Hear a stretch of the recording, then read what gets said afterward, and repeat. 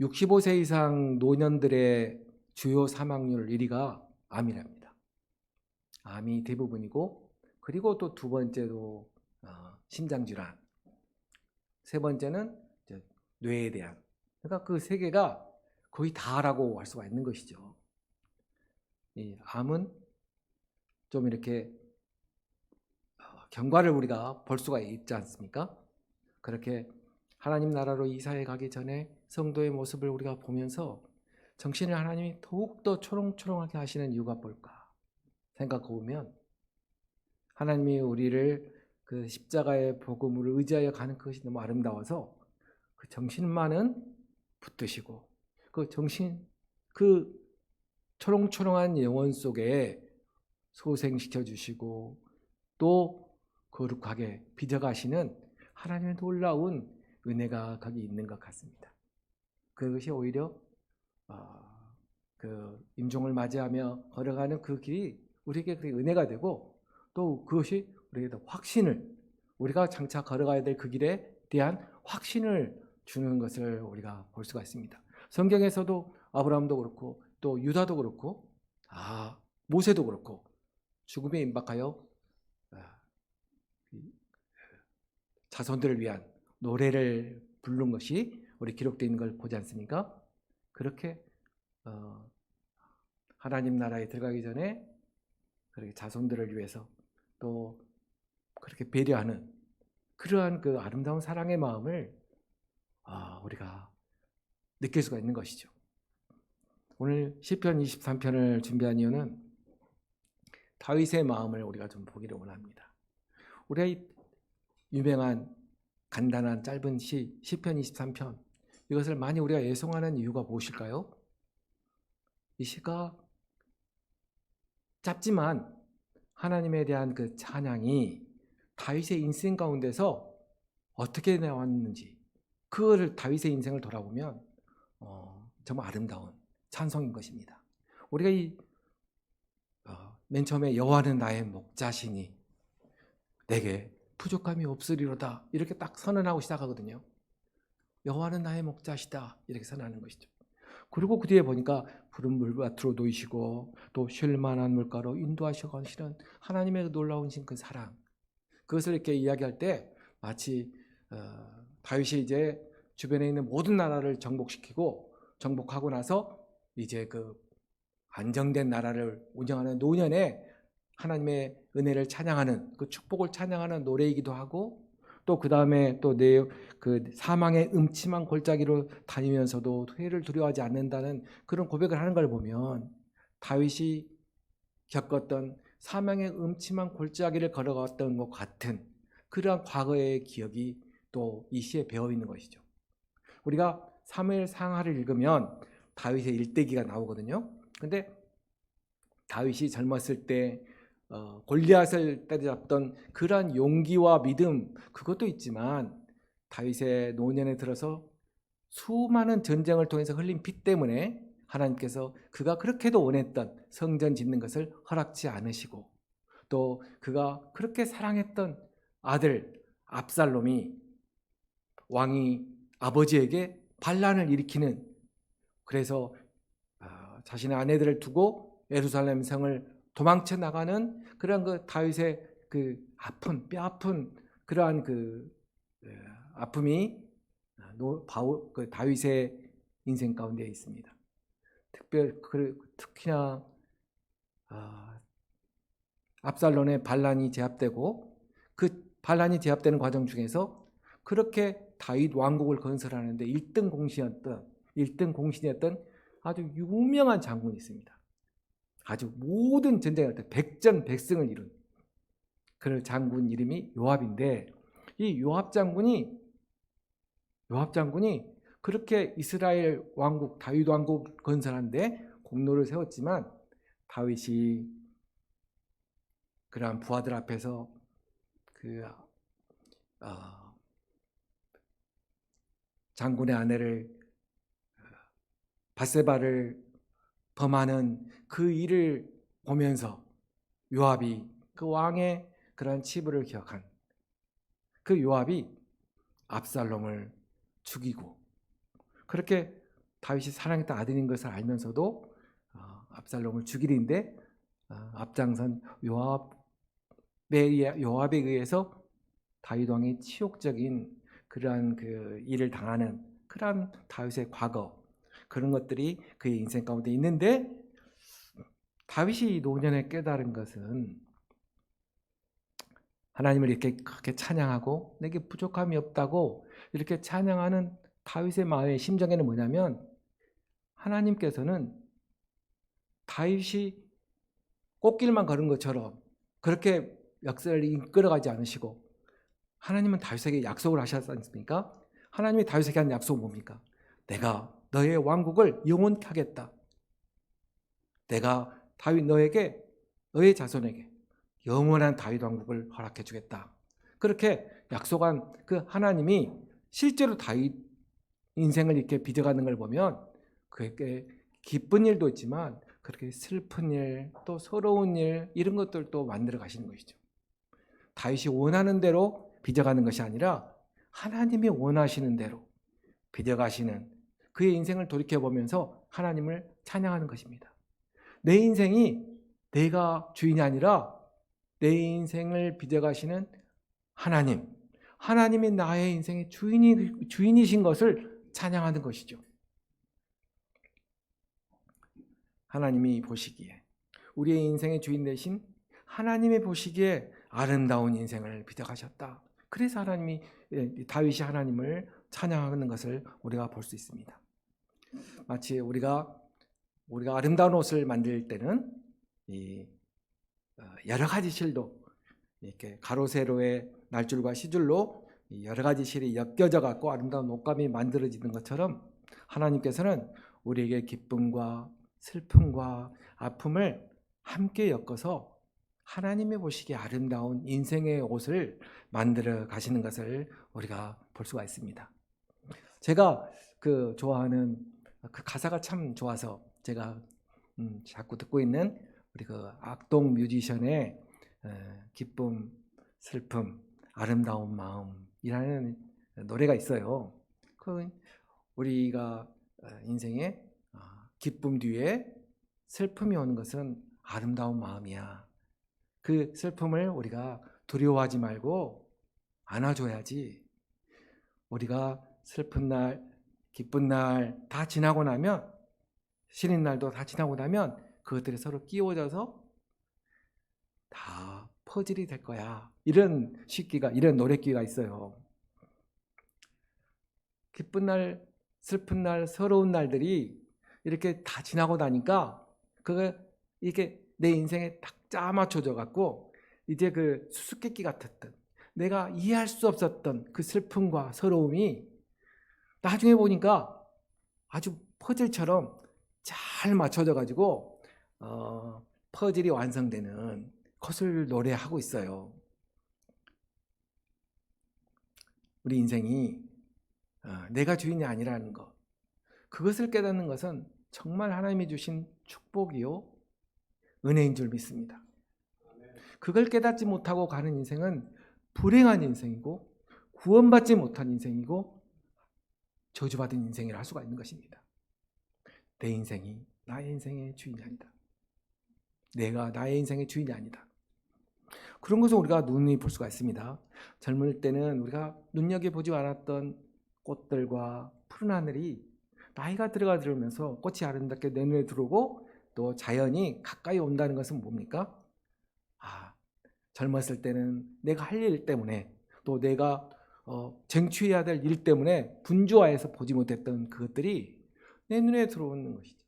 그래서 꽃을 사진에 자주 올리는 사람들 보면 여지없이 나이 든 사람들입니다. 내가 나이 들었다는 증거를 하지 않습니까? 근데 그것이 이제 노년에 가서 깨닫는 내 인생의 주인, 이 자연 속에 내가 하나님을 볼 수 있는 그러한 눈을 하나님이 우리에게 주신 것이지요.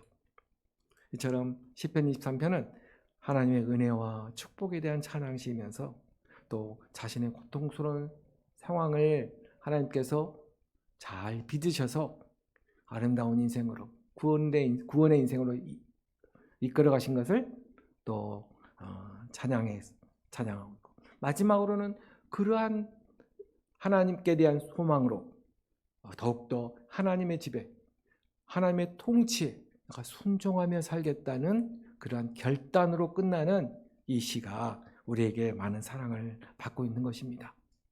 이 시의 맨 처음에 시작하는 여호와는 나의 목자시다. 여호와는 나의 목자시다. 이렇게 선언하고 있지 않습니까? 이 구약에서 특히나 여호와란 말이 맨 처음에 언제 나오냐면 창세기 때는 나오지 않은 말입니다. 창세기 때는 우리가 흔히 쓰는 하나님을 썼지만 출애굽기 6장에서 모세를 불러서 이제 너희를 애굽의 그 노예 생활에서 건져내겠다. 애굽의 노예 생활에서 건져내는 나의 이름은 여호와다. 이렇게 이야기하면서 여호와라는 이름이 처음 성경에 나옵니다.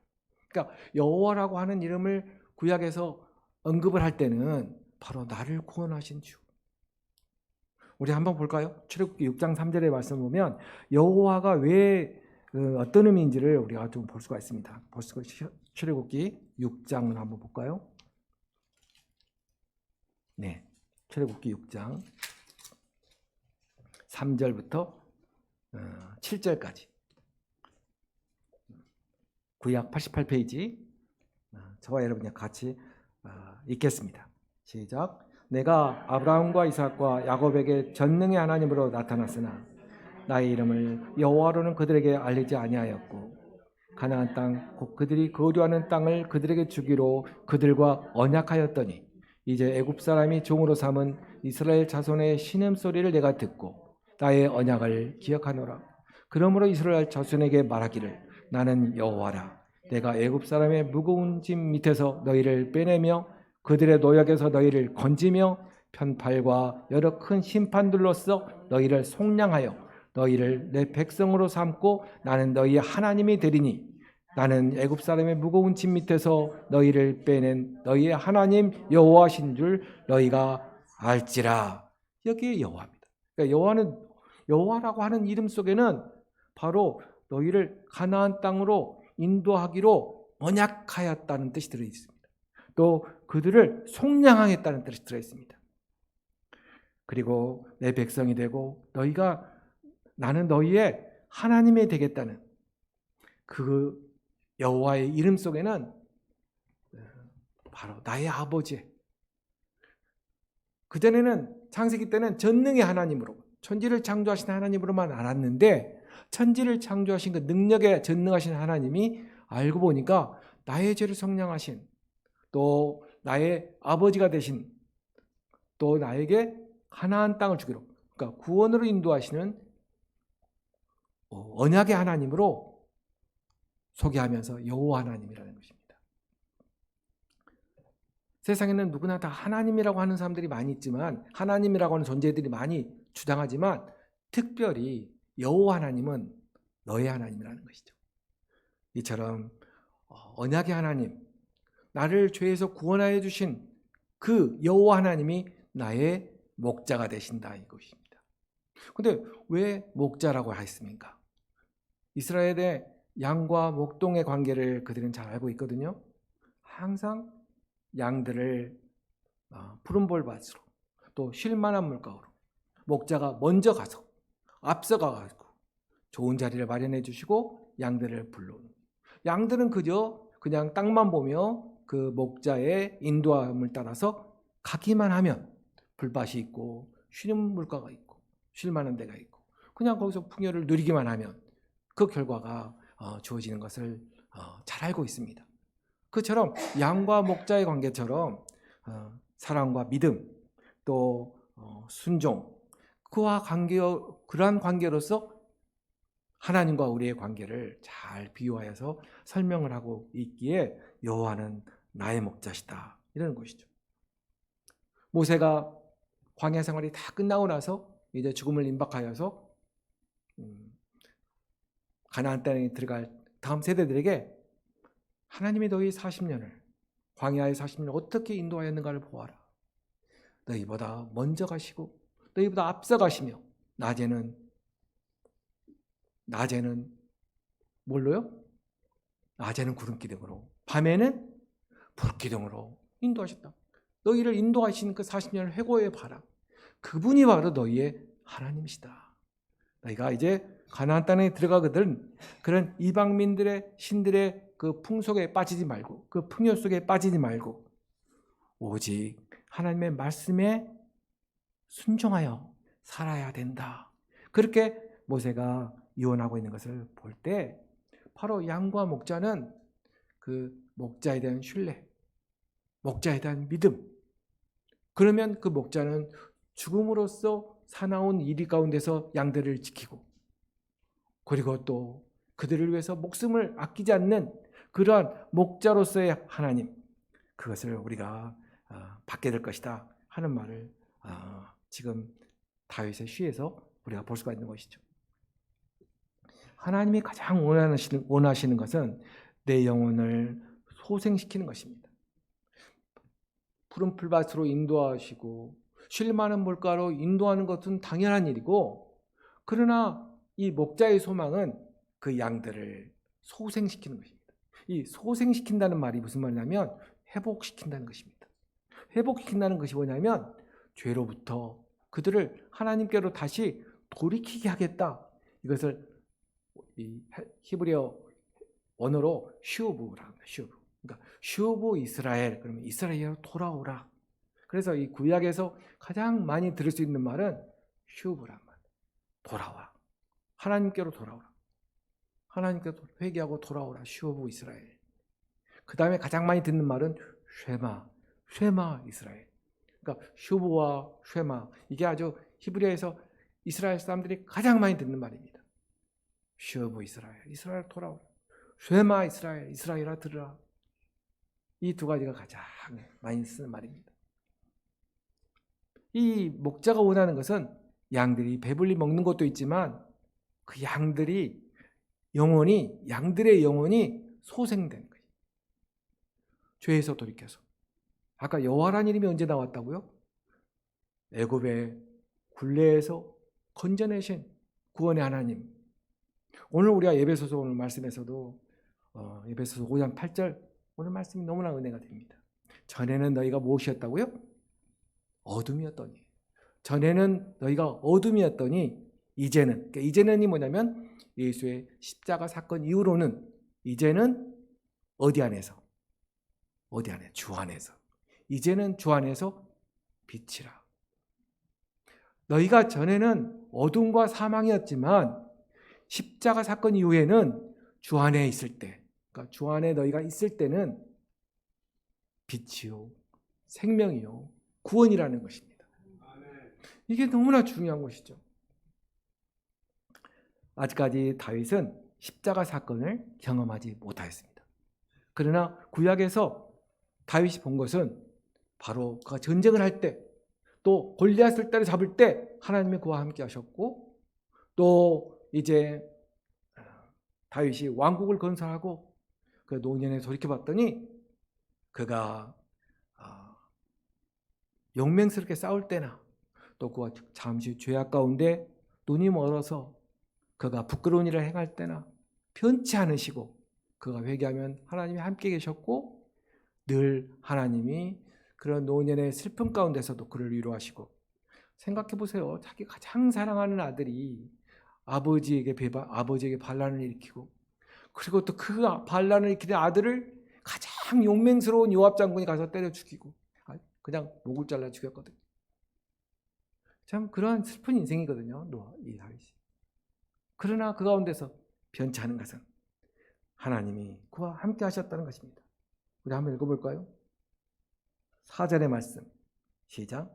내가 사망의 음침한 골짜기를 다닐지라도 해를 두려워하지 않을 것은 주께서 나와 함께 하심이라. 주의 지팡이와 막대기가 나를 안위하시나이다.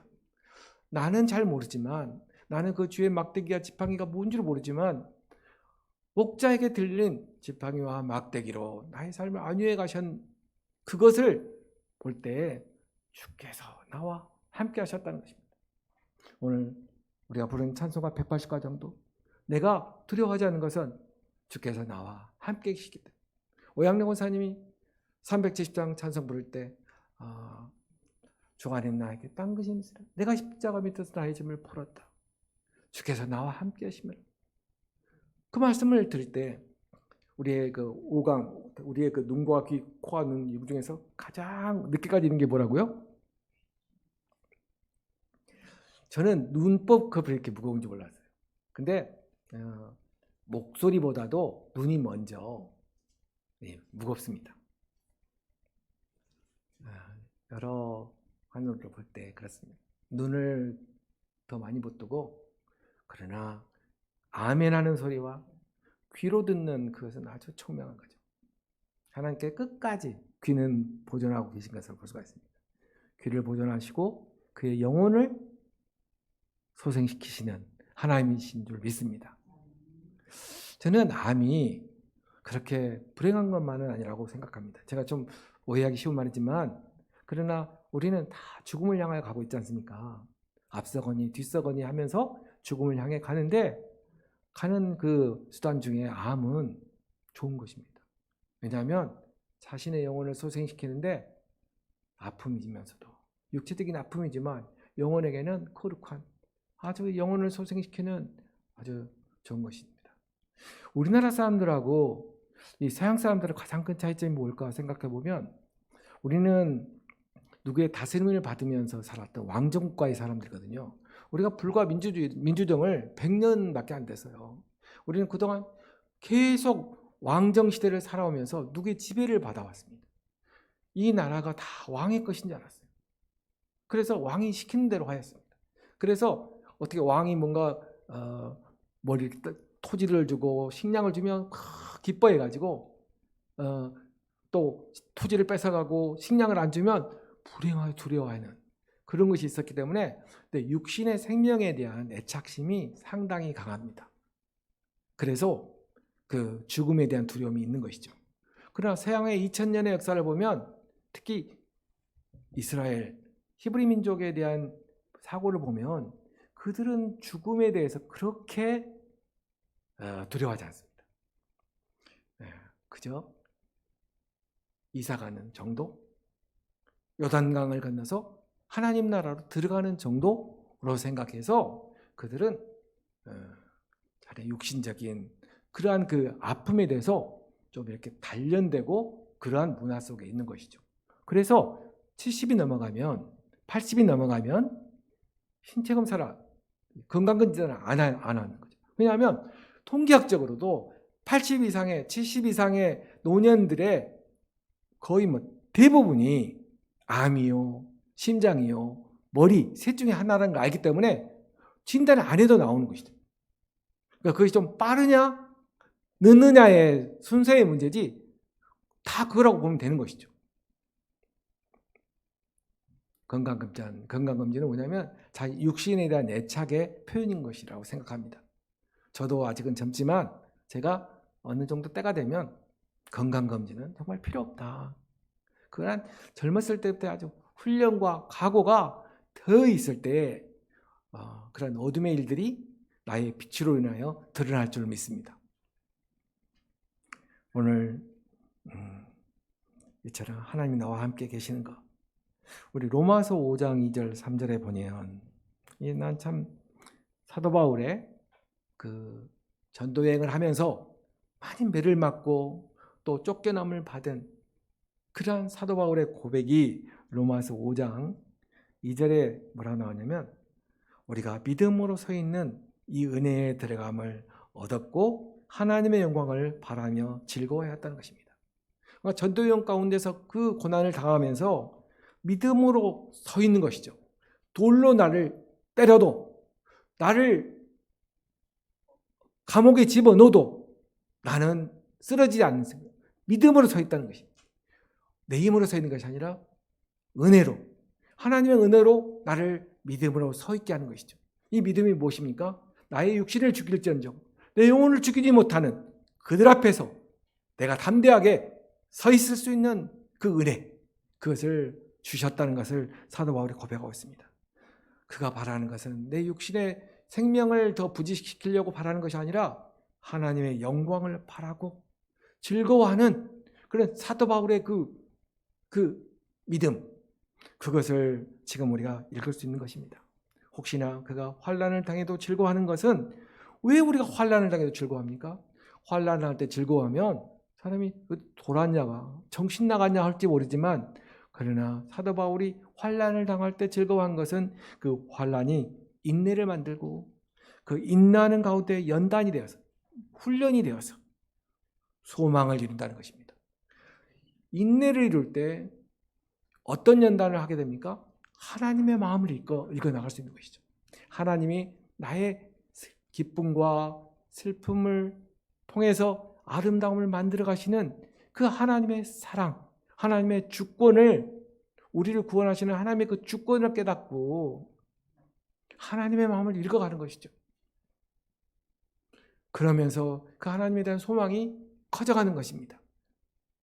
그래서 우리 그리스도인들이 믿지 않는 사람들하고 가장 다른 점은, 오늘 아까 나 목사님도 말씀했지만, 내 입술이 다른 것이 아니라 나의 행동이 다른 것이죠. 나의 행동이 그들과 다른 점이 뭐냐면 육신에 대한 두려움이 없는 것입니다.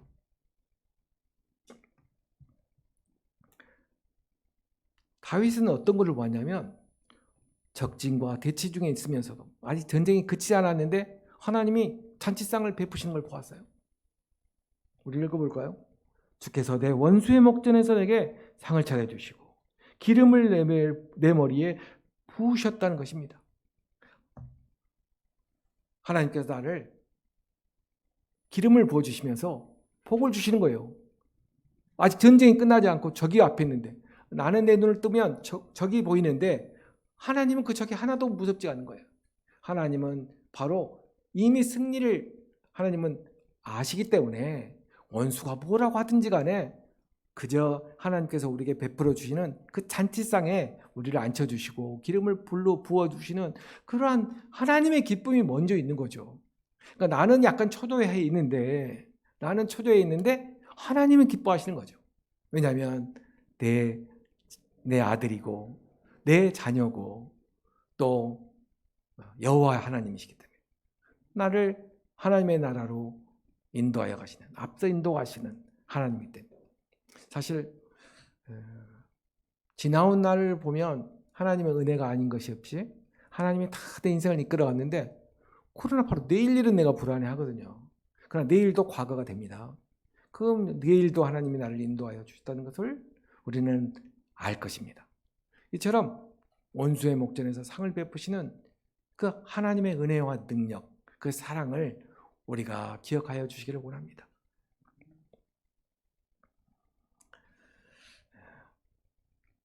언약의 하나님의 그 선하심, 그 인도하심에 대한 믿음과 순종으로 하나님의 나라에 영원히 살겠다.